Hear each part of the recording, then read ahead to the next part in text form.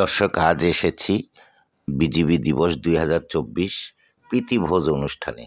আজকের প্রীতিভোজ অনুষ্ঠানে দেখতে পাচ্ছেন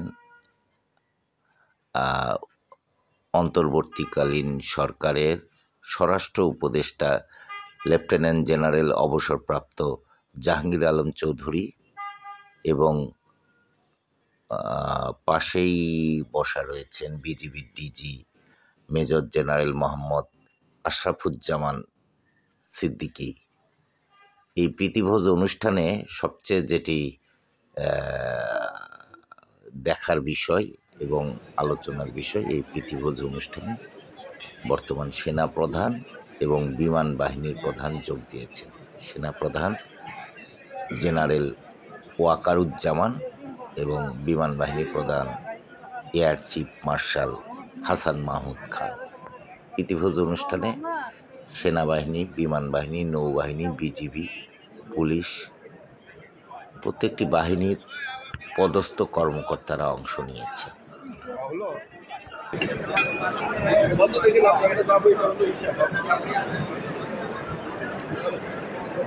হ্যাঁ, সেটাই যাবো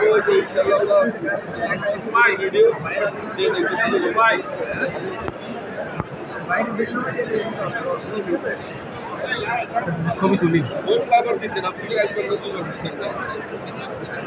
ভাবছিলাম তো মনে হয় একবার না দুবার দিচ্ছেন তো এর আগে। আল্লাহ দিতে পারবো হয়তো, ভাবছিলাম পকেটে ফোন তো বুঝি না। এই যে আসতে হবে 100% আপনি অলরাউন্ডার হয়ে থাকবেন।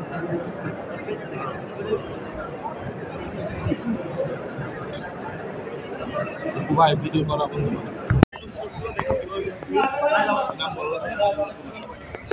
আপনার সামনে বসে বসে কারিগরের মামলায় আছে,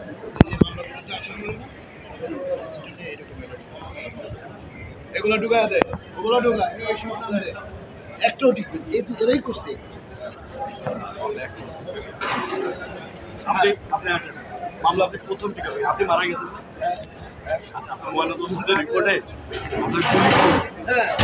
পিএম হয়নি, তো একটারও পিএম হয়নি, ম্যাক্সিমাম পিএম হয়নি। ওটা তো ঠিক করছে, ওই দিনে তো মামলা শেষ।